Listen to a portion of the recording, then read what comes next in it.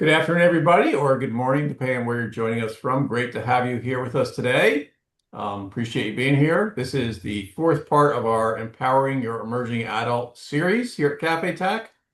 Today, we're talking about mending family bonds, healing relationships during recovery. As usual, I'll run through these first couple slides, tell you some things you may have heard already if you've been with us for the previous parts or any of our other webinars.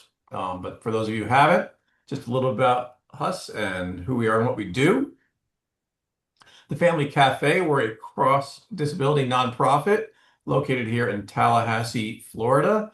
People often ask, why is it called Cafe? That's an acronym for collaboration, advocacy, friendship, and empowerment. Those are sort of our founding values. Cafe TA Center is our SAMHSA-funded consumer or consumer support or technical assistance center.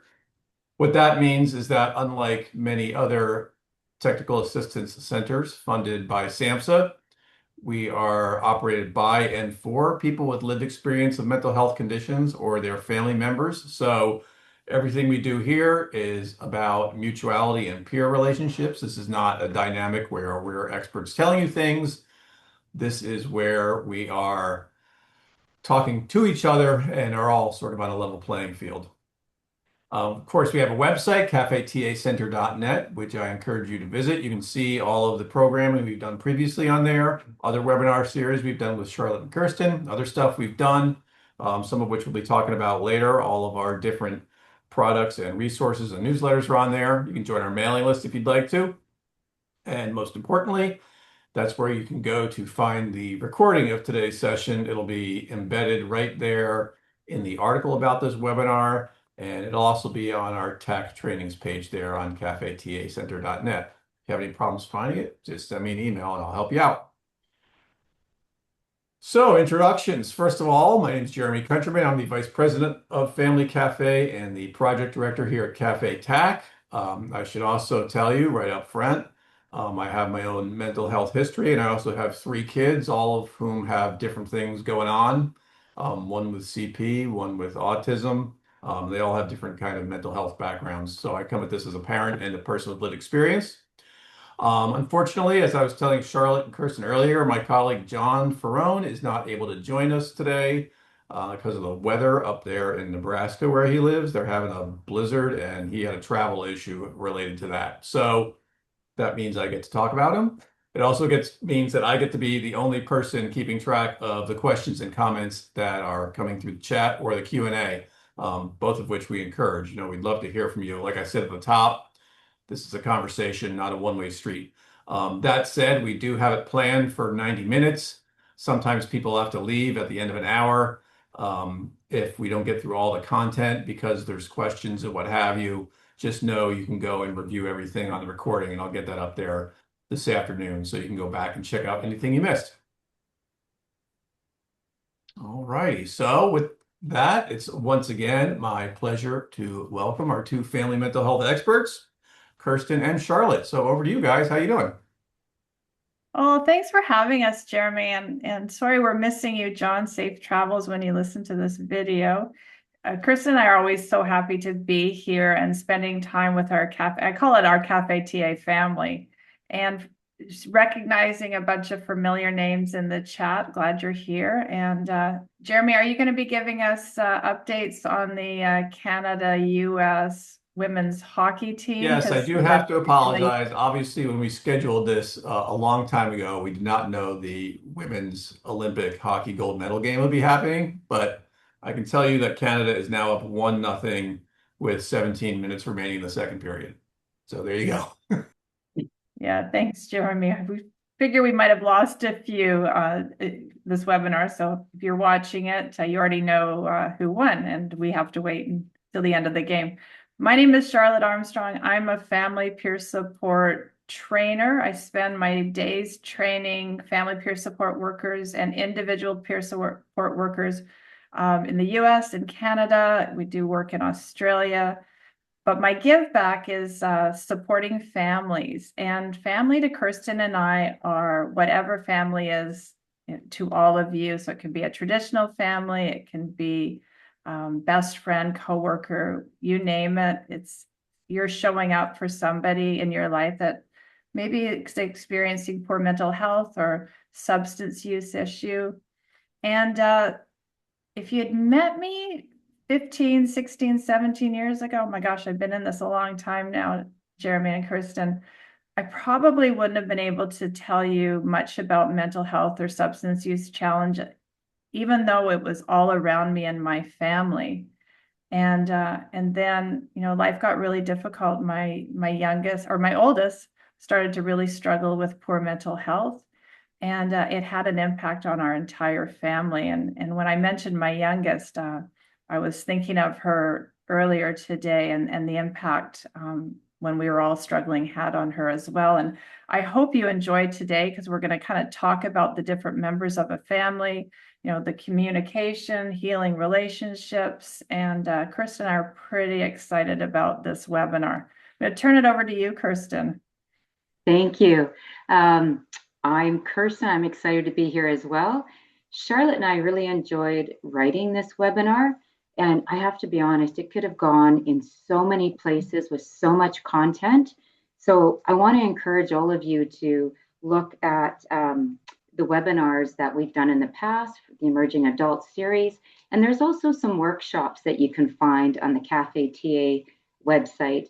And that's around communication, connections through communication, and building your parenting confidence. Those are downloadable workshops, and there's many more. So I really encourage you, if you're wanting to know more about mending family bonds, there's a lot more you can look at on the TA website. And myself, I'm a mom, and I too, like Charlotte, knew very little about mental health or substance use disorder until it impacted my family about 15 years ago. And who you're seeing today is a direct result of how I was shaped as a parent and as a human during my family mental health collective story. And you're going to hear a lot more about bits of Charlotte and I and what happened within our own families. But one of the things I wanted to share before we dive in is I am a parent. I also am a trainer in family and individual peer support. I work in mental health and addictions. And I'm a mom of two daughters, one who has struggled with a diagnosis of bipolar disorder. And when Charlotte and I share that, we also want you to know that both of our daughters have given us permission to share tidbits and stories about their story. And they're pretty proud of what Charlotte and I have done and how we have impacted families around the world with the work that we do. And who you see today is not like Charlotte, who you would have seen many years back. And I'm going to leave it at that, because you're going to hear a little bit more about our stories as we move on. Next slide, Jeremy. So, we always like to just share what family peer support is, and there's a definition that we put forward from SAMHSA, but it's just another piece of that puzzle. So if you're looking for supports on the family side, you can find family peer support in almost any US state. There's, places in Canada as well that you can go to and be part of, people with lived experience, supporting each other. And it was a big part of both of our family's story. And especially for my daughter, she found somebody who had gone through something similar, and she saw hope in that peer support worker. And I will be ever grateful for that experience for her, because it really gave her a place of, well, shoot, if she can get better, so can I. And what was missing in our family story would have been a family peer support worker there to support me on my journey as I was doing whatever I could to save her back then. Jeremy, if you want to go to the next slide, please. Oh, Kirsten, did you want to add? Or you're good? You know what, I'm just going to add, and when you hear us talk about child or loved one or family member, especially the word child, though, we're talking about anyone from like 1 to 69. So I just wanted to clarify that. And my experience with peer support going back in time was my first connection meeting Charlotte. And it was an informal experience with family peer support because for the first time, I met somebody that was experiencing what I was experiencing within my own home. Charlotte was a little bit ahead of the story with her daughter. She was a little bit older than mine, but Charlotte touched on that piece of hope. And when I first connected with someone who understood my world, that's when I started to regain some hope. And I also started to manage, it took a long time, but I also started to manage a lot of the shame and the blame that I felt as a parent. Because back then I really felt what I was adding to my daughter's life caused what was happening with her poor mental health struggle. Charlotte? Thanks, Kirsten. So today we want to talk about like really taking a look at, each of our family members, story. So there's that collective story of we've got a mental health issue in our family, but each of us has a different perspective of what that looks like.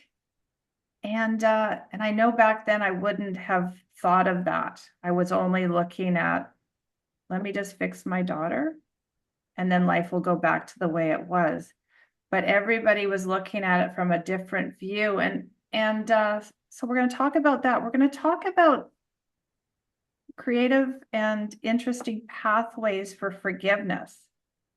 And we're going to talk about rebuilding trust and healing some of those deep wounds.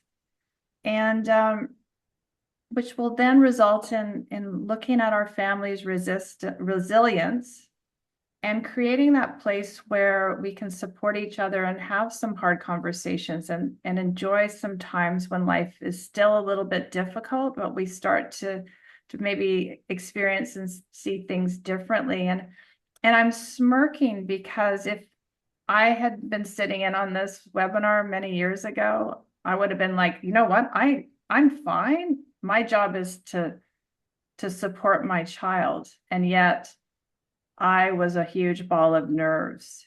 And I would have told you I have great communication in my family, but family members weren't sharing things with me because they were so scared that they were going to add more stress to my life because I was already a walking ball of nerves. And so I wanted to introduce that to you because if that's coming up for you right now, can you hold space and just hear what Kirsten and I have to say? Because I would have been fighting, me of 17 years ago would have been like, I'm good. I don't need this webinar. And boy, did I need this webinar. Kirsten? Oh, I second that, Charlotte. Boy, would I have needed this webinar. The next slide, please, Jeremy. All right, so this is honestly for Charlotte and I and the work we do at All in Family. This is one of our foundations, one of our pillars. And we believe when one member in your family is struggling with poor mental health and or addictions, that the entire family unit is struggling. And I don't think that's going to come as a surprise to anyone who's joined this webinar. One of the other things that, I didn't get back in those early years, is that the only thing I could control in my family mental health story was the part that I played. Back then, I never looked at the part that I played, and we all play a part in the family collective mental health story. I would have said I've shown up today because I need to fix, save, and solve what's happening with my daughter. And once I find that antidote, we're going to be able to go on as life should be. And that did not happen. Did you want to add anything, Charlotte? I think we'll just go to the next slide, please, Jeremy.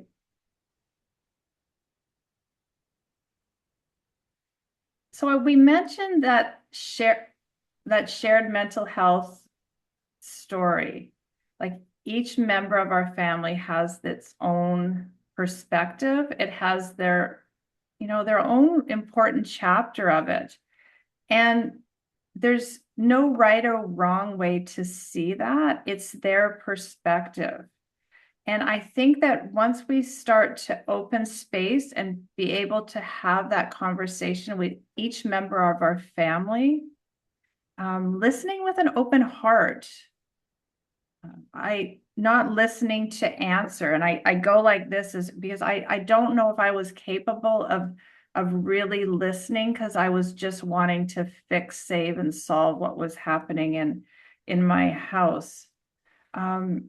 And honoring each person's perspective instead of saying, you know, that's really not what happened. You're misinformed. Like, it really wasn't as bad as you thought it was, or whatever those lines that I used to use back then. Really starting to think about that. But as Kirsten said, the only person we can change is ourselves. And so if we can start to think about what we add to this story, what our chapter looks like, what our perspective looks like, I think you got a shot at supports for the rest of your family. Kirsten, you want to go? Yeah, Take you it bet. over. So, there's in that collective family mental health story, there's many perspectives, and I refer to them as many truths of the same situation. There's the perspective of my daughter who was struggling. There's the perspective of my other daughter who was really working hard to hold it together and not cause any problems for us, because she knew we had enough going on. So I'd like to call her the forgotten child, because I used to tell her, oh, I don't have to worry about you, or at least I don't have to worry about you. So, acknowledging the collective impact and the diverse experience within that story is really, really important moving forward. If you're going to mend family bonds, and if you're gonna mend what's happened as a result of the impact of that family mental health story. One of the things I want to touch on as well is the validating of experiences, and I've just kind of already touched on that, but we're going to hear that word validating throughout this webinar today, and I really encourage you to looking at our communication webinar in the past. But when you validate another's experience of the same experience, if that makes sense, when you validate that, you're letting that individual know that they're important, they are seen, and they are heard, and what they feel matters to me. And that's the piece that was missing early on in my family story, is I didn't understand the impact that was happening to my other daughter within the chaos of surviving what was happening at that time. Charlotte? And Kirsten mentioned that previous webinar on communication, and I'm going to say it again. If you haven't seen it, take a look at it, because I want you to start to think about, how can you foster open communication? Are you allowing a space for conversation? Or, like Kirsten mentioned, her other daughter, how she, just expected her to soldier through and just keep doing what they were doing. I did the same with my youngest. And so she wouldn't open up what was happening in her life. She didn't want to add any more stress to my world. And so are you doing things that you can, that's hindering communication, or can you change a few things to have that ability to have some hard conversations? I really had to stop saying, I'm trying the best that I can, because that didn't allow space for someone to share some hard things. Promoting mutual support. So what do I mean when I think of that is, what can we do that allows a place for each of the people in our family to feel supported? And that's, being able to hold space for a hard conversation. It's being able to say, what can I do to support you right now? It sounds like there's a lot happening, in your world, as opposed to saying, let me just swoop in and fix the problem. Because often when I swooped in and tried to fix the problem, I wasn't really hearing what the problem was. Again, I was closing my ears because I had already heard just enough to voice my opinion. Okay,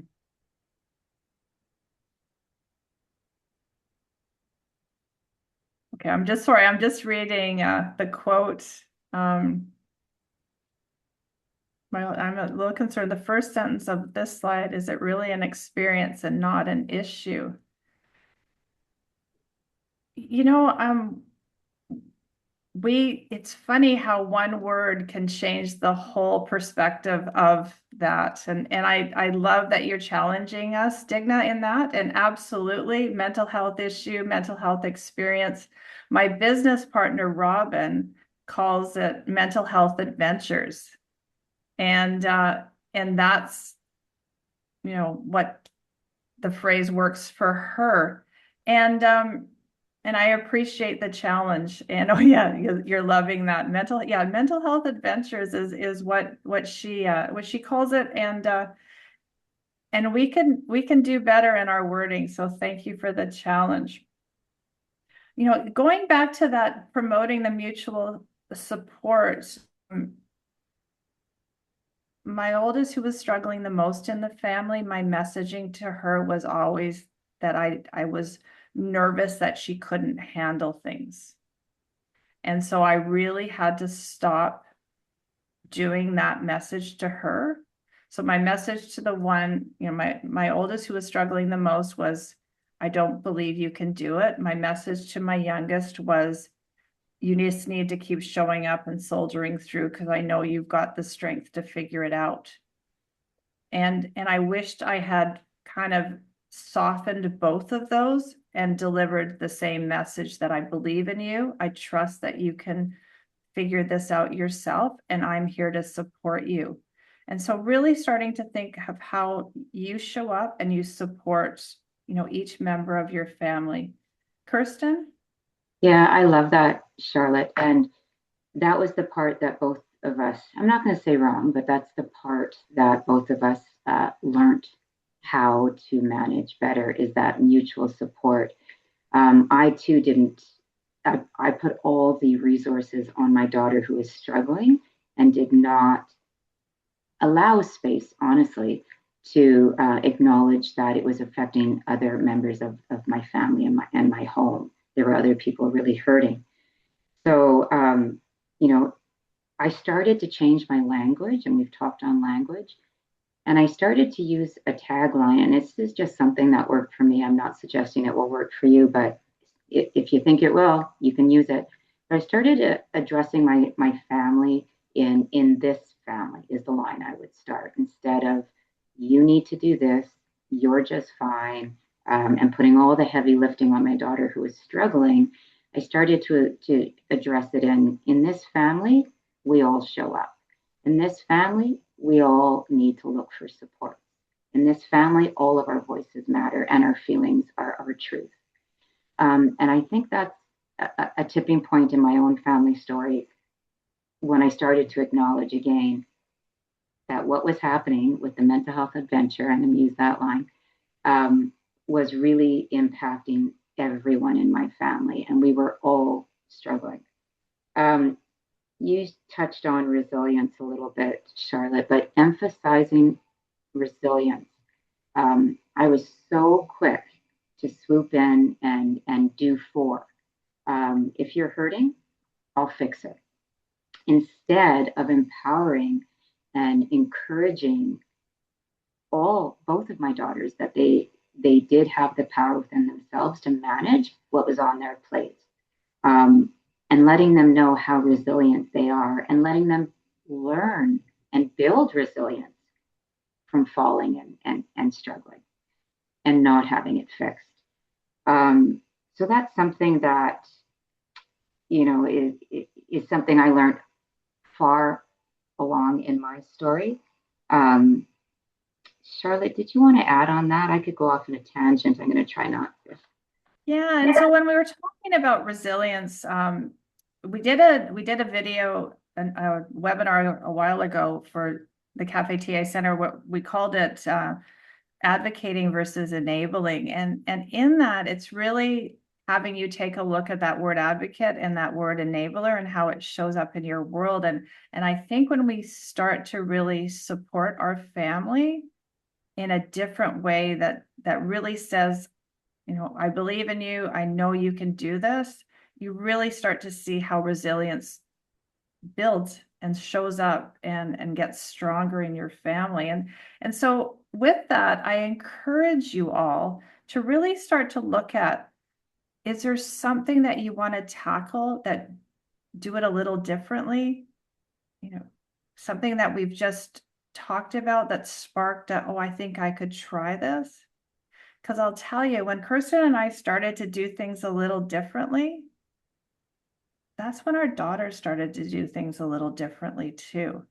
And I'm happy to say, and Kirsten's daughter, you know, Kirsten's happy to say it. We both thought our daughters were going to spend the rest of their lives living in our basement, well, the basement of my house, third floor in Kirsten's house. And they flew the coop and they're living their best life, you know, defined by them. And we get the daily or weekly check-in of life's good. I'm still struggling in some ways, but life's good. And we're just like, oh, this is awesome. Next slide, Jeremy, please. So self-reflection, this is a big one for us because this is acknowledging that we play a part in the family mental health adventure. I'm going to keep using that one today, family mental health story. And self-reflection really comes in looking at your own actions. So if we're going to have a shot at mending family bonds, and family bonds certainly got broken down in my family story, taking a look at the part that we played, self-reflecting, being vulnerable instead of deflecting and not looking and owning how you made others feel, intentional or unintentional, typically unintentional. That's where it starts. That's where your impact of being empathetic, of really looking inward, is going to allow others to do the same. So actions, were you reactive? Well, I was 100% reactive, trying to get through the night or the day and not being intentional with how I was speaking, with my language, with my own anxiety, which was sky high because I was exhausted. You know, that's where we can really have impact. And I just want to touch on the fight, flight, freeze, or fawn. So, you know, the fight is ready to show up and defend whatever's thrown at you and to argue and to prove your point. That's one action that many of us naturally fall into. Flight, that's my daughter. You know, hard things happen, she runs and she will own that. She'll actually even say some of her best adventures came out of a flight reaction. I'm gonna leave it at that. And then there's also freeze. Just you know, when really hard things are happening, your action is just to freeze and do nothing. You know, some families we've supported is, you know, to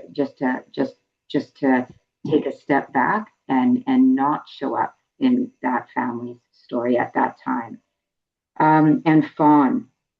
Well, I think Charlotte and I both have a lot of fawning in us, and that's where you spend a lot of time trying to please and make everyone around you happy, and just appease them at your own, you know, not thinking about how that was impacting you. And at that time, that was a really trying to keep everyone in your home happy during chaotic, difficult times.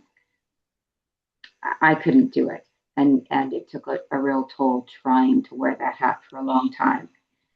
So if you're looking at the results of the impact of your actions, I want you to think about, in this self-reflection, I want you to think about, are you doing the same thing over and over again and actually expecting a different result? Because that's something I did as well. You know, I think Einstein's definition of insanity, doing the same thing over and over again and expecting a different result. Isn't that it, Charlotte? Yeah, that is that quote. And when we were talking about the fight, flight, freeze, or fawn, if you start to Google that, or maybe some of you know, they're called trauma responses. And in this workshop, I want to call them, often there are survival responses, our go-to, because we know what that's just what shows up in our world. And the flight, when Kirsten was talking about it in regards, to her daughter, but the flight is also that avoiding, I was told that my head was in the sand back then by many people. Just get your head out of the sand. You're ignoring what's happening in your life. And was I ignoring, or was I just, I don't know, trying to get through the moment? But as Kirsten said, with some self-reflection and some insight, I can see myself in all four of those. But there's one that used to show up really strong for me, and it was the fight one. I just needed to prove my point. If you just stop doing that, you were going to get better. If you just take your medicine, you're going to get better. And it came from a place of fear, and it came from a place of love, and it sure didn't give the results that I needed. And I say I needed, that I wanted for my family or for my daughter. I had to adjust my delivery, my survival tactic, or whatever you want to call it. And when I started to change, that's again, and I'm repeating myself, is when I started to see change with her. Jeremy, you want to go to the next slide?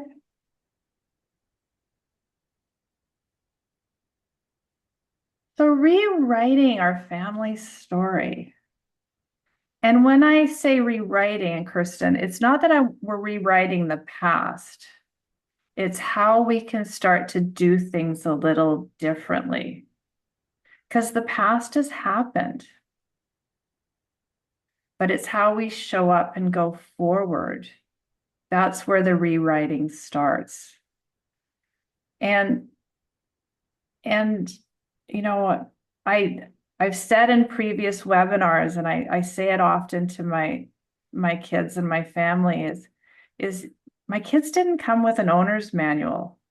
My relationship with my husband didn't come with an owner's manual. I didn't come with an owner's manual to myself. It's all trying to figure out life and how we connect with each other. But like Kirsten said earlier, and I'm repeating it again, at the end of the day, I'm the only person that I can change. And it's what can I do, as for myself, but what also can I do to show up that can allow a place for others in my family to change. So there was another video that we did on recovery as well that you might want to look at too. It was a few ago. Actually, all of the webinars we've done over the years with Cafe TA Center have been really helpful, for lots of the people we support. We're pretty proud of them. But Kirsten, I'm going to turn it over to you because I know you want to talk on this slide. Yeah, thank you. I love rewriting our family story, that tagline, that phrase. Anyways, I just had to say that because it was when I started to self-reflect and look at how I showed up in the collective family health story and change my actions instead of trying to make everyone's actions change in my family and control them. That was when change started to happen for the better. Cultivating forgiveness. I mean, forgiveness for a lot of us is a hard one. And for some of us, we're not willing to forgive. The thing, how Charlotte and I define forgiveness when we're looking at mending family bonds, forgiveness is about accepting what has happened in the past as it is. It was hurtful, it was hard, it had a grave impact on us, but also wanting to have a relationship moving forward. So forgiveness is not forgetting. Forgiveness is accepting what has happened in the past as it is, not wishing it was something else and being upset that it was so hard. It's accepting what it is, and it's having hope for every member in your family and the willingness to step forward and continue a relationship. And also continue, as Charlotte said, our daughters are living a life defined by them. It's also seeing everyone's truth within that collective story and understanding that my daughter's recovery and the idea of living her best life is defined by her. Does she make all the choices and do everything that I had hoped? Nope. Is she self-sufficient, happy, managing her physical and mental health on her terms? Absolutely. If we can really redefine forgiveness, I think we have a better shot at moving forward as a collective unit. Charlotte, did you want to add to that? And I was reading Bernice's, working on boundaries is really hard. And Kirsten, if you just wanted to, because I brought up this boundary, but you have a quick definition of boundary that is pretty helpful. Yeah, I always said, for me, a boundary was not a big hard brick wall that fell from the sky, like something you'd see on Sesame Street, like heavy. For me, a boundary is a line in the sand that just lets other people know what is okay and not okay for you. Now, going back in time, I'm gonna put both of us under this bus, Charlotte, but going back in time, I think boundaries to us meant we had to build these walls around our daughters so they would behave a certain way so life could go back to the way it was. And that didn't work out so well for either one of us. But when we started to look at boundaries being how we expect to be treated, what's going to work for us or not work for us, again, that's self-reflection. That's when we started to have success at changing the dynamics of the relationships within the family. Did you want to add? And along the line of boundaries is really starting to think of how do you restore trust. And that's a work in progress. That's a practice. It's not just going to happen one day where you're like, I trust you, or they trust me. It's really is a work in progress, but it's how you show up. And so what do I mean by that?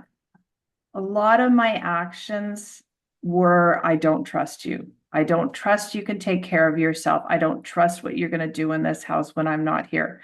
And that was the messaging I was giving her. And so her response was, well, my mother doesn't trust me, so what do I care? I'm going to just do it anyway. And so it was me intentionally not putting that message out. And again, it's a practice, because when I stopped that message that I don't trust you, she tested me. Well, I know you're saying that you trust me, but I'm going to test you on this. And I had to sit in my discomfort with not going back to my old habits of how I would respond when I was being tested. And so I kept that up, and I kept it up, that I believe in you. I have full faith that you've got this. And that's when we started to see that trust go both ways. And she would share a little bit more what was happening in her world. I had to bite my tongue and not wanting to fix her, but allow space for her to share what was happening. And so how can you show up and give that messaging back? And for all of you saying, yeah, but you don't live in my house.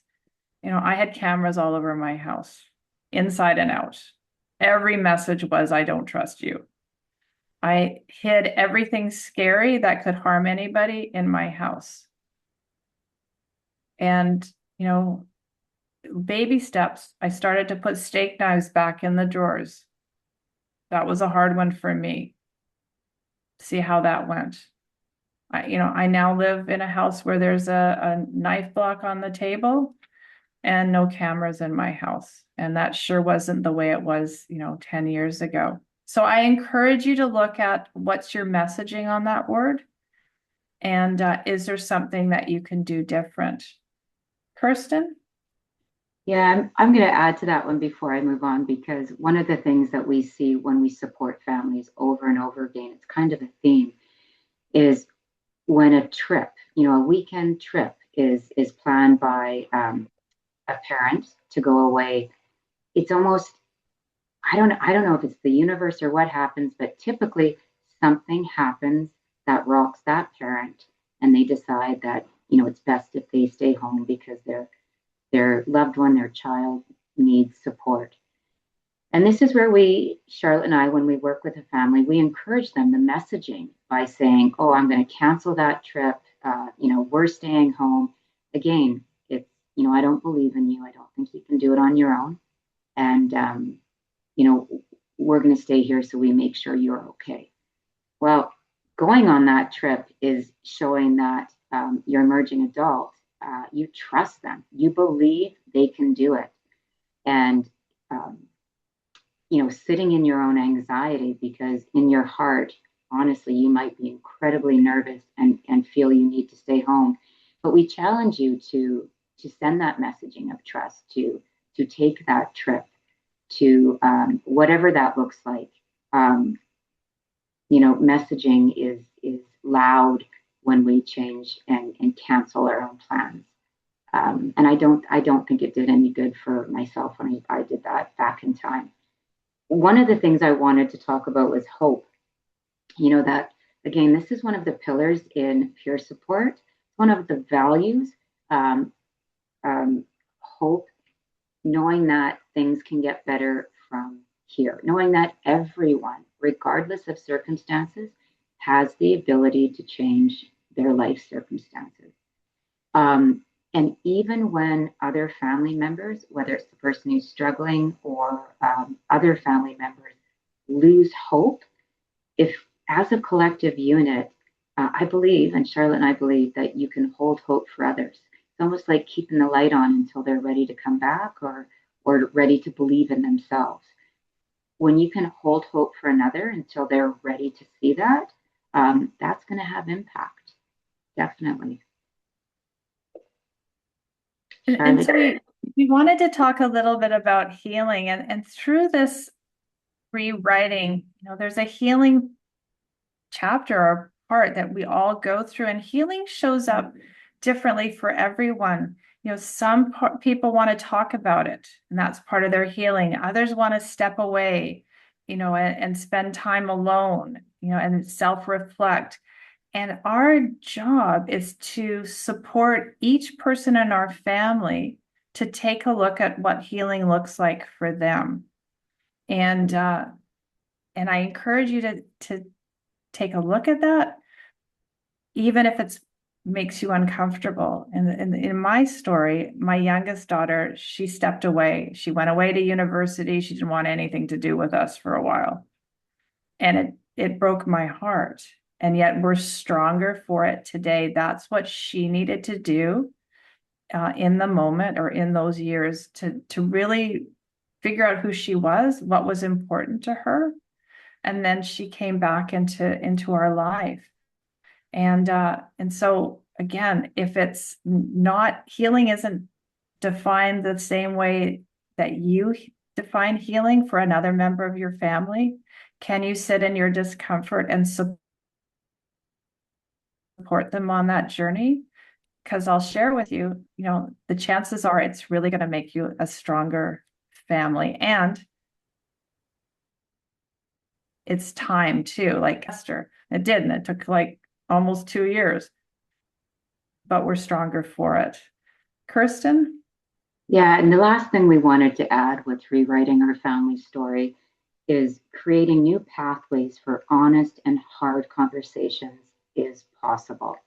And going back, it's that self-reflection piece that is going to allow space. That's your self-reflection, looking at the part you played and the impact you had, with your actions on other family members, understanding that everyone has their own perspective, their own truth of the same situation, that is going to bring connection as opposed to disconnection. And that's going to allow space to have those hard conversations, validating, I hear you, it matters, and I want to hear more about that. Again, that's something that our actions are going to create that space for honest, hard conversations. Jeremy, did you want to go to the next slide? Yeah.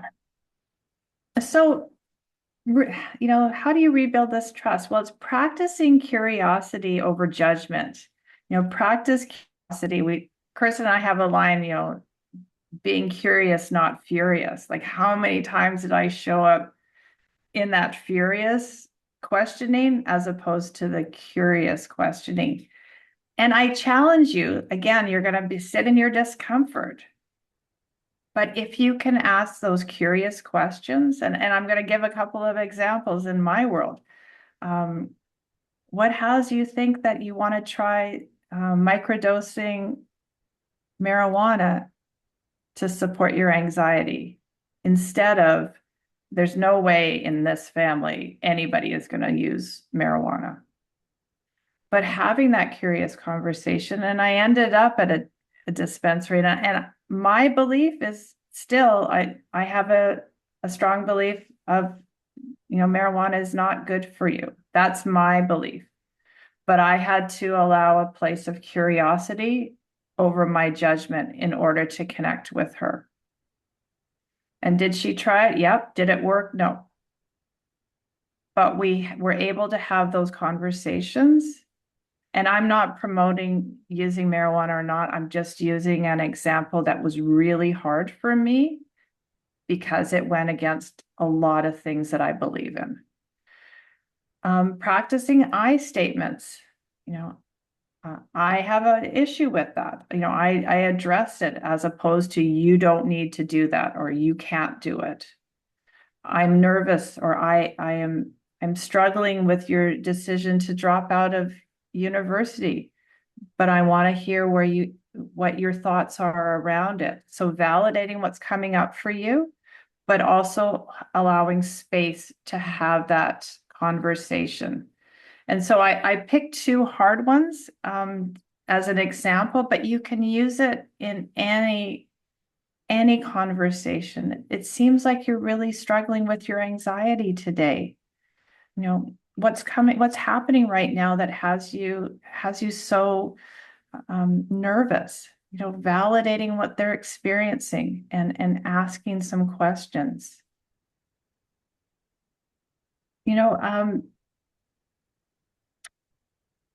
I'm just thinking, did I miss any other examples on that one? No, it's just allowing them to respond and allowing their experience without opening your mouth with your belief or your experience. But back to you, Kirsten. Working through setbacks and fostering forgiveness. And setbacks are going to happen. Embracing recovery, or embracing what the future looks when there's been a mental health challenge and or substance use issue within a family unit. It's not going to be smooth sailing, and you're not going to get to a recovery place that's a destination and you put up the flag and you're there. Everything's going to be good now. So preparing for those setbacks, a recovery, a family recovery plan, like a wellness recovery action plan, also known as WRAP, thinking about when times are easier, when times are lighter, having those conversations, how you're going to support each other when things get hard. What could I do different next time when this situation arises? And really collectively having input on how you could support each other when things go sideways, and they're going to go sideways. Charlotte and I have this line we always say, everything is not lost in a moment or an evening. Hard times are going to happen. It's how you all contribute to the family collective story moments after those hard times happen, the after part, right? Redefining forgiveness. This is a big one for me. Again, forgiveness is not forgetting. Forgiveness is acceptance, accepting of what happened, and it was hard, and it hurt you. It had impact on all of us. But it's letting go of the emotional burden of carrying that, not forgetting. It's releasing the emotional burden and being willing to do things differently, accept everybody's truth, and continue a relationship moving forward, regardless of what happened in the past. Easier said than done. Celebrating small wins. This is another one that Charlotte and I talk about a lot when we're supporting families. There were times in my own family story, recovery and change did not happen quickly, but it happened in a lot of little steps. And I encourage all of you to keep your eyes open and be open to celebrating all those small steps. I remember, getting in a car with my daughter, and there's a long time she didn't leave the house. And as a family, we went out for dinner, and we were going to go to a restaurant, which hadn't happened in many years. And we got to the parking lot, and she didn't want to go inside. Instead of, I could have had, the old me would have been angry and told her she was being silly. Let's go, come on. The new me paused and said, wow, look where we are. We're in the parking lot. We got so much further than we ever have before. And we're going to try this again. And I'm really proud of you. Why don't we get some takeout and we'll go back home and continue as a family. Talk about rewriting your own family story. Those actions and doing something different had great impact on my entire family. I was just looking at the chat, and I thought I would, I was reading your comment, Lisa, and I don't know how old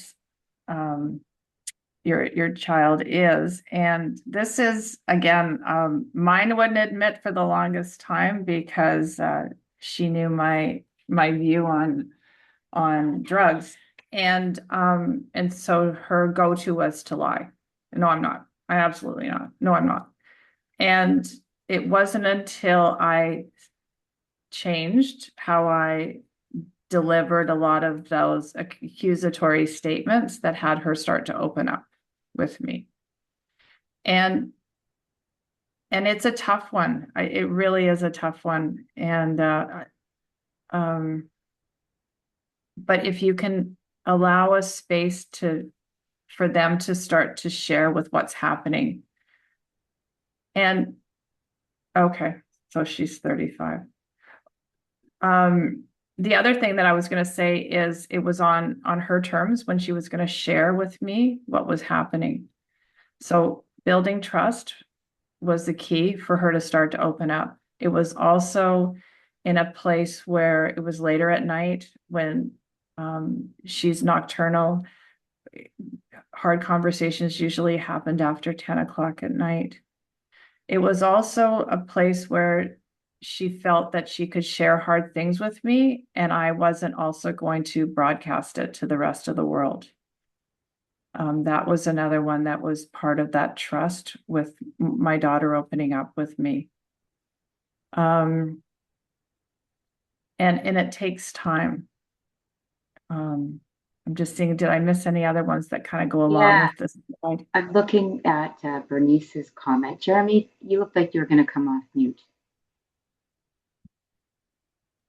Oh, I was just going to point out that same comment just to see that you saw it, which is a tough one to me about, if we think of medication or a drug of any type as something that's causing a situation versus the condition itself as a primary thing, and how you kind of navigate that, which I imagine is a difficult thing because I don't know if you agree with this. It kind of seems to me like trial and error is really the only way to figure that out. It's kind of like you know, you have a food allergy and you have to do an elimination diet. You have to like pare down until you figure out the thing that's causing it, which is probably a thing where you have to go back to your trust relationship because going through that kind of process can be hard.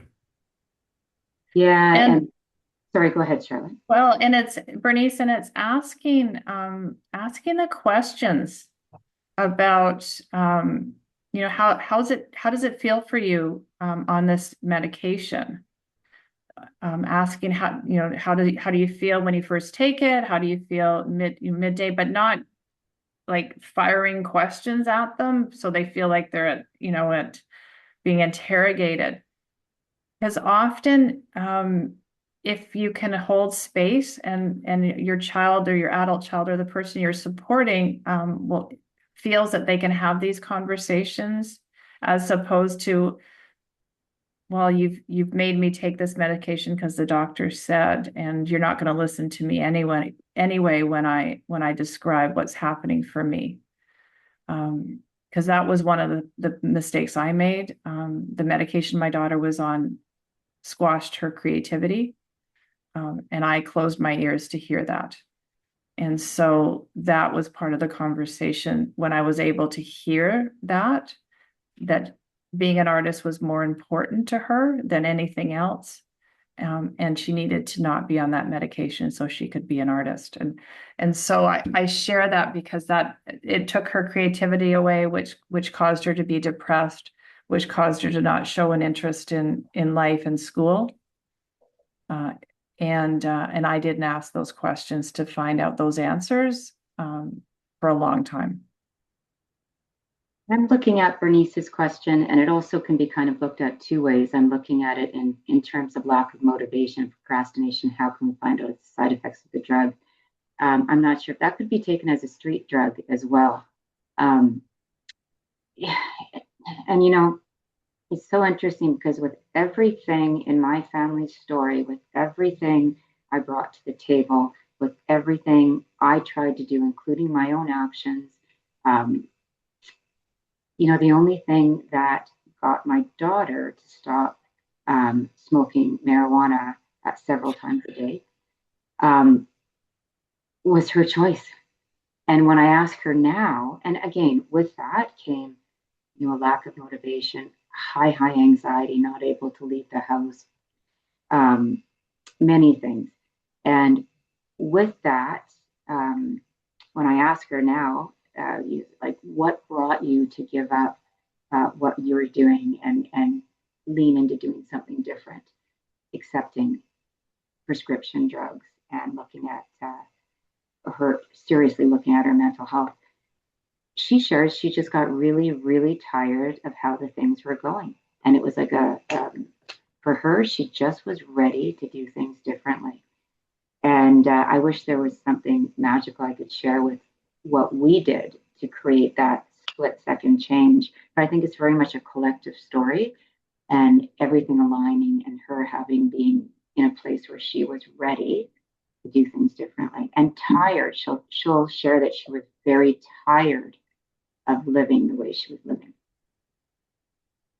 The other thing that we've said often in previous webinars is both Kirsten and I made relationships with pharmacists, and we encouraged our daughters to make relationships with pharmacists too, because that's what their job is to share all of the side effects, to make sure that these multiple, you know, I'm reading the multiple medications, they all work together, because sometimes it's not the right combination, or that some of the side effects could be with a different medication. And I'm not an expert in medication.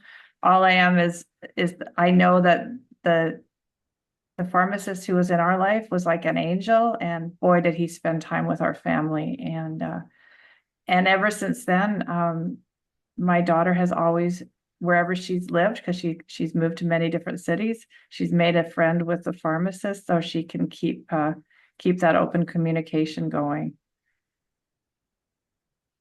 So go ahead, I think we got all the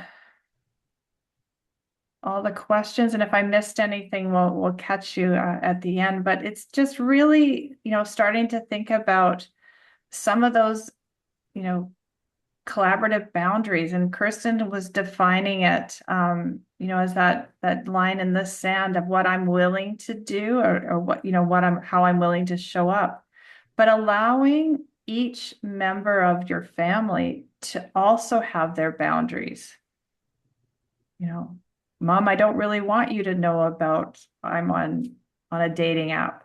You know, those are kind of some of those interesting conversations, and I'm being a little joking in that, but sometimes parents want to know every part of their struggling child's life, and they're allowed to have boundaries too. The modeling self-care. You know, are you showing up in the best version that you can? Are you a ball of nerves?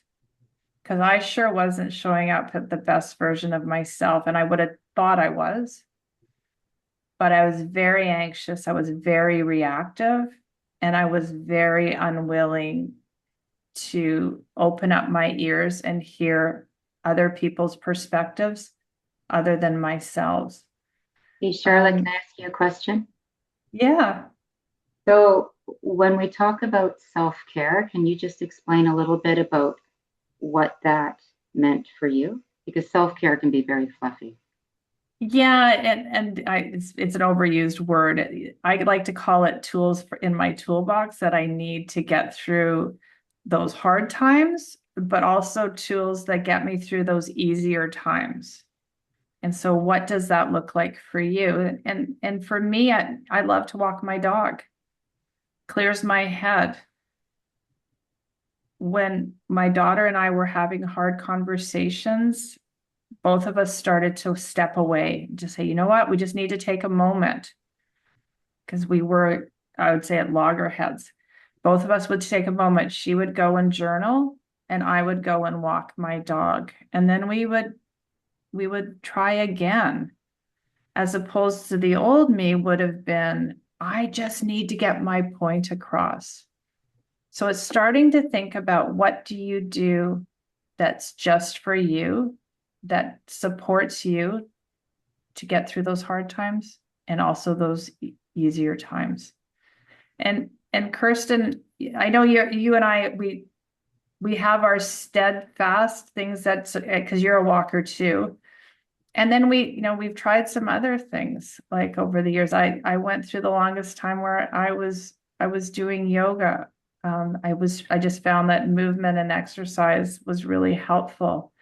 Listening to podcasts, whatever you need in order to support yourself. Kirsten, you want to name a couple? Yeah, and here's the thing that you and I both agree on, and that we didn't get going back in time, is that taking care of ourselves and making our wellness a priority gave our family a better version of us. We didn't show up fractured, emotional, high anxiety, lack of sleep.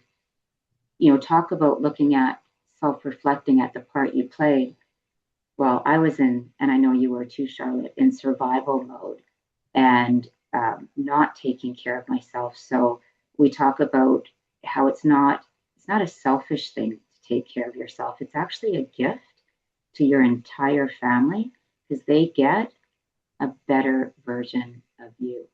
And talking with my daughter now, that's one of the things, if I could change one thing, going back in time through all of the story and all the events that happened, I wish I was not showing up in the anxious, emotionally unstable mom, because that's how I showed up for a lot of years. And I think about how the impact I could have on my family's story, all of them, if I had that under control. But again, back in that time, I would have told you, I have broad shoulders. I only need 4 hours of sleep.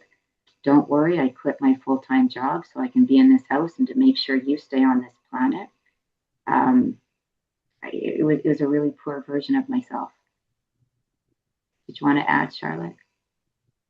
I was just reading Lori's comment about the trust jar and the couple who was asking curious, conversations. Because I love how you've written that, Lori, because I mean, that's what Kirsten and I were talking about. It does work. It just takes a lot of work to try it. It takes a lot of work in ourselves to trust the process. And sometimes you're going to get results like in that. And sometimes you're going to get that result 3 tries later. And it's not giving up. And just ending off, acknowledging everybody's individual perspectives. And so when Kirsten was sharing her last story, her daughter was opening up about, Mom, I felt all that you were feeling back then, because our kids saw it. They weren't blind to it. And being able to have those conversations without being upset is the hardest thing, or saddened, because it was part of their story and our story. Jeremy, you want to go to the next slide, please? Yeah, I do have one hand up if you want to Oh, take I'm that sorry. question now. No, that's okay. I don't think you can see that from your end. Oh, Um, is it the one? it Milana Is it? has a hand up. So hold Sorry. on. I'm going to turn your microphone on for a second. Not your microwave. Yeah. That would be weird. I'm going to turn your microphone on for a second. You're going to have to unmute yourself so you can share your question. Go ahead if you're still there. Hi, Milana. I think the odd time hands go up by accident too. So maybe Milana's not. Yeah. Oh, Yeah. yes, she said, yeah. That's not the first time, Milana. Oh, That's okay. No okay. problem. Okay, next slide then. No problem. I'm going to steal a line from Charlotte, and that is we do the best that we can with the tools that we have at the time and with what we knew at the time. And when we do better, when we know better, we do better. And that's really giving, like I said, giving myself space to acknowledge what had happened, the fractured version of myself that showed up trying to support my family. And knowing that I just didn't know what I didn't know back then. That's where peer support is, our hindsight is such a valuable gift when you've walked in similar shoes. Just wanted to add that. So I love this little diagram because, my daughter at one point in our family journey went into recovery, and she spent 12 months in a facility working on her mental health. And I thought it was going to go like expectations, like, here's how it was going to go. A nice, pretty little story. And at the end of it, we were going to be better for it, and things were going to go back to normal. The reality, that was the beginning of a 10-year journey of moving into a place of recovery for my entire family. It didn't happen overnight. It happened, baby steps, and we got there, and we never gave up, and we got there. Charlotte, did you want to add? Well, I think, we're just going to go into the next slide, Jeremy, as I'm looking at the time. Oh, gosh, this time always goes so much quicker. Yeah. It's really starting to think about, because hard times are going to happen.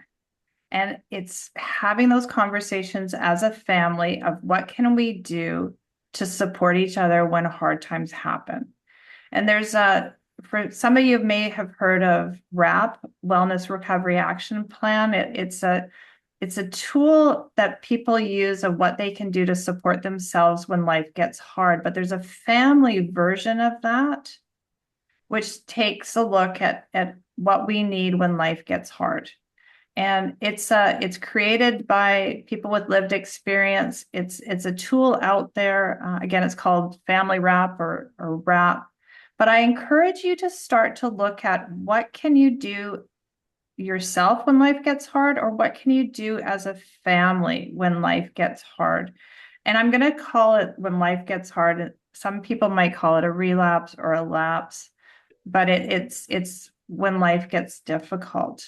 And is there something that you can do that still promotes, I know you've got the power within you to figure this out, or I know you've got the resilience to do this, or we can do this as a family. Like just taking a look at your messaging, because these do work. And thank you for all putting it all in, what WRAP stands for, Wellness Recovery Action Plan. But I encourage you to take a shot at trying this, because you'll be surprised at what shows up, especially from the one who's struggling the most in the family. Because when your messaging to them is that I believe in you, that you can do this, they also start to show up with solutions to what can we do differently. Kirsten? Well, I think we can just go to the next slide, please, Jeremy. So strengthening family connections. I hope we've touched on this enough through this webinar, but I think the message I want to really get across here is it's never too late. It's never too late to create change. One of our values is we do believe that everyone can change their circumstances, and change can happen. I believe self-reflection and looking at the collective family story is a great place to start when you're looking at mending family bonds. You know, we talk about self-reflection, being vulnerable, accepting others' experiences, how your actions made other members of your family feel as truth. It's their truth, even though that was not your intention. It's never too late to start this journey of a family recovery plan. I think I'll leave it at that, Charlotte. Jeremy, there was a question, and I don't know, can everybody see that question about when families are hard? I'm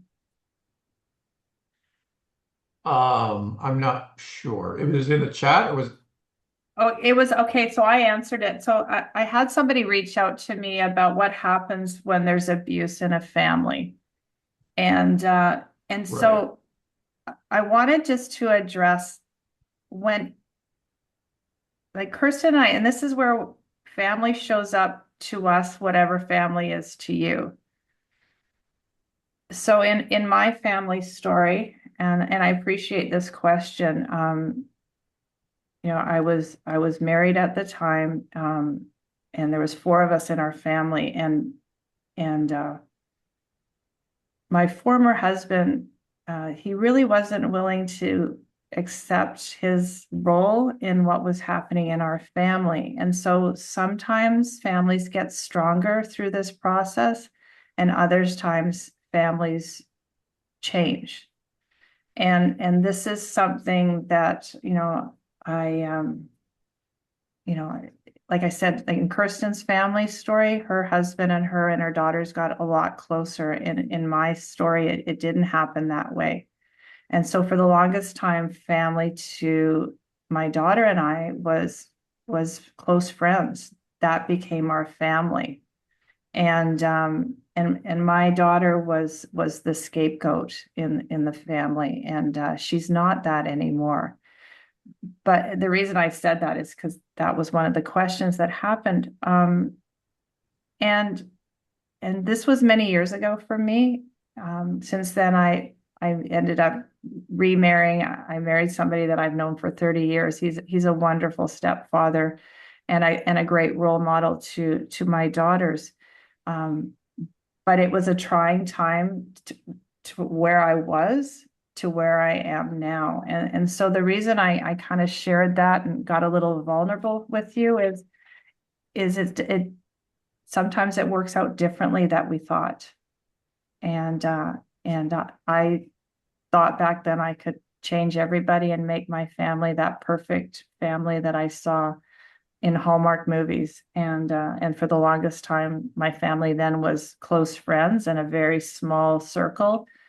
And now I have this amazing family that I'm really proud of and very supportive with. and with that, Kirsten and I offer to everybody one-on-ones, and I encourage you who wrote that question, Kirsten and I would be happy to work with you and support you further in trying to figure out what you want to do next. Thanks, Charlotte.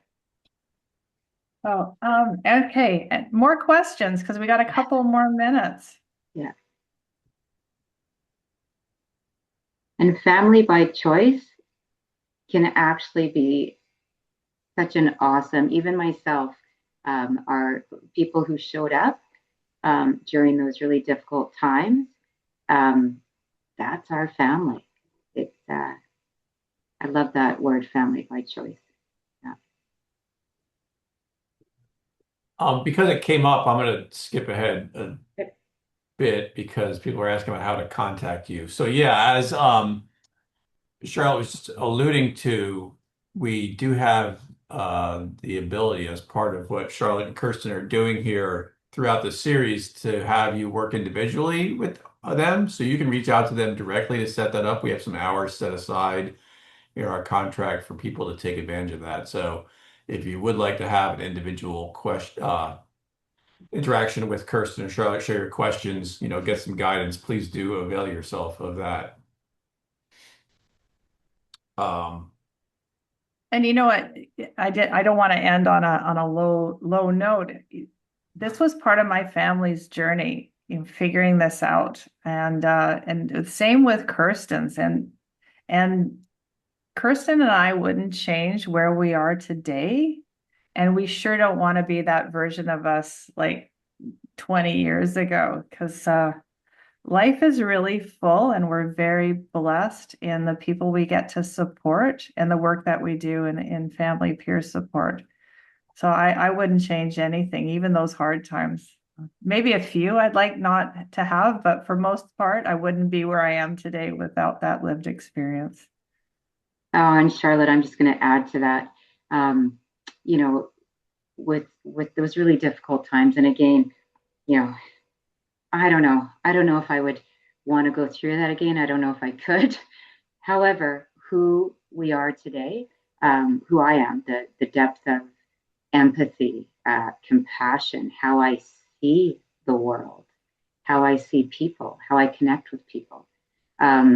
It's had a huge impact on both of us as human beings, and I too am really proud of the version of who we are today, and the families we connect with, and being able to share our story with others who are losing hope, or who are looking for connection, because you're not alone. You don't have to go it alone, and your story is more common than you think. Well, we do have a couple minutes left if anybody has any questions they'd like to share in the chat real quick. And while everybody's kind of pondering what they might want to ask or if they have another question, one thing that I thought about earlier was, we came to this conversation sort of talking about the idea of, mending relationships, managing difficult relationships. Obviously, there could be a lot of disagreement at the center of how people feel about what's going on in a family or a relationship around this stuff. Um, and I was just wondering if you could talk a little bit about how people can sort of sit with the discomfort of everybody not being on the same page. Because I just feel like, in my own experience and in talking to other people, I sometimes see, oh, you know, this kid or this other person in my household, they don't get it. And then you kind of, like, to use Charlotte's term, you get to be at loggerheads and there's a lot of disagreement there. And then there's tension. And people's instinct is not to just say, okay, we don't agree about this, but that's okay. That's where we're at now. We're going to take a breath. A lot of times it turns into a situation that escalates. And instead of people just being able to sit with not agreeing, they, you know, kind of push on it and they don't, because they're not comfortable in that space. How do you advise people around trying to manage being in that stage where everybody's not necessarily comfortable with everything going on and is, has to sort of sit with that level of disagreement. Well, I'll start with this one, Kirsten, and then you can take over. So this one, this is how this showed up with me, is they wouldn't go disagree with each other. They would come to me. I don't think that is what, I would be the go-to, the mediator, the problem solver. And I had to stop being that role. And so when I started to validate their experience, I'm hearing what you're saying, that you don't agree with what your sister's saying. I'm hearing that, but not then adding my 2 cents to it and not saying, I'll go talk to your sister about it. So it was really just allowing that space, because that's what they're wanting. That's what they were wanting from me, was to go and fix it, to make the others see that point, or ganging up, or, picking sides. Right. And I'm a fixer, saver, solver. So I had to really stop that behavior. So did it make a big difference when you were able to articulate that in the conversation? Like to say, I know that you expect my role to be the intermediary and to go solve this for you. And I feel like there would be power in just putting that out there on the table, calling out sort of people's assumptions about how you're going to Yeah. act and what your role is going to be. Yeah, I'd own it. I'd say, the old version of me, the pleaser, what wanted to make everybody love each other, I would have been trying to fix this, and I do a talk with my girls. Which version of mom do you want, the mental health mom or regular mom? Because those are two different answers you're going to get. That's Right. true. And so the mental health mom is the one that validates their experience and is not going to, jump in to try to fix, save, and solve. It took a lot of practice, Jeremy, and it still shows up today, where they'll try, and I really have to work at trying not to be that pleaser anymore, because it doesn't work, and they end up mad at me most of the time, both of them. Kirsten, do you want to talk?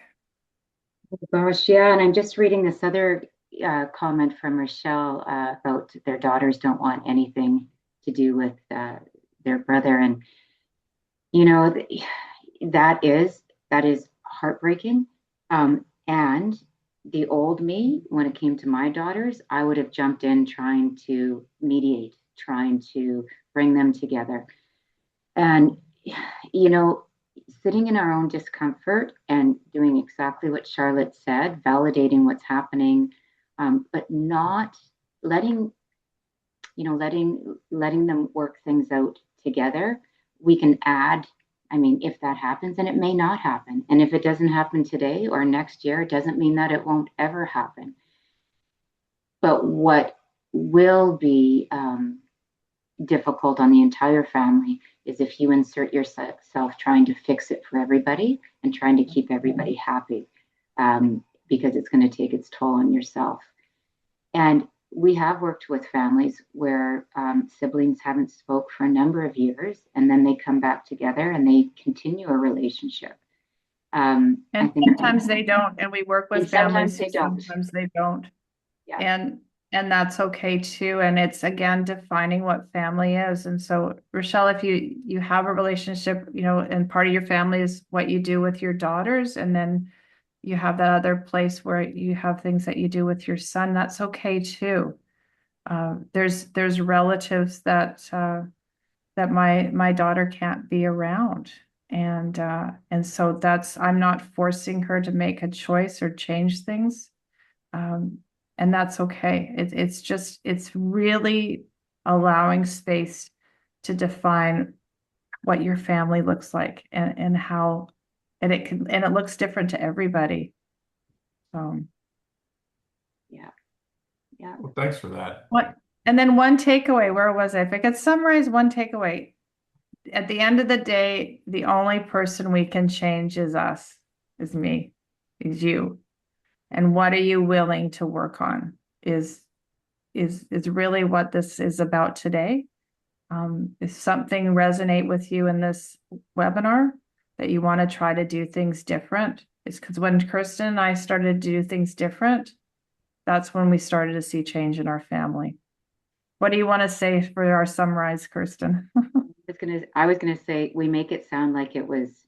I don't want it to sound like it was easy. This is years and years of getting it wrong and doing things not how we do it today. Um, what I would like to share is I encourage you all to look for peer support within your community, to connect with a family peer supporter or a family support group, not only for yourself, but offer that to everyone in your family.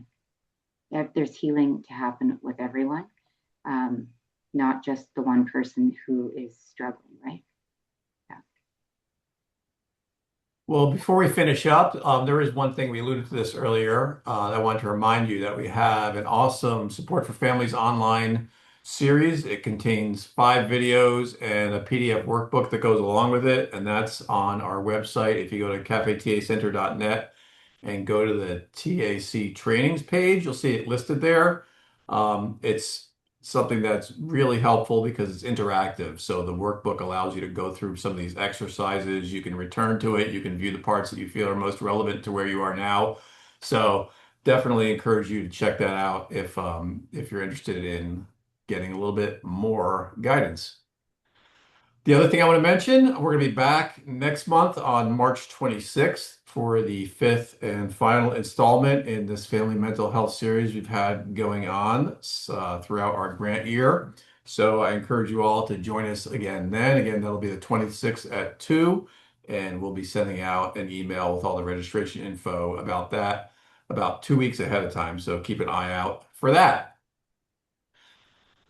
So with that, the final and most important piece is to thank everybody for being here, all of our attendees, of course, and Kirsten and Charlotte. Thank you to both of you guys. If you'd like to reach out to them, please do. You can see their emails there on that final screen. And if you aren't able to catch that during the presentation, you can reach out to us here at Cafe TA Center. We'd be happy to connect you. And of course, after we're done here, we're going to get that recording. It'll be posted on our website, both in the article about this webinar and on the TAC trainings page. So with that, thanks very much, Charlotte and Kirsten. Appreciate you both. Thank you Thank for you. having us, Jeremy. Stay well. Thanks everybody for being here, and have a great day.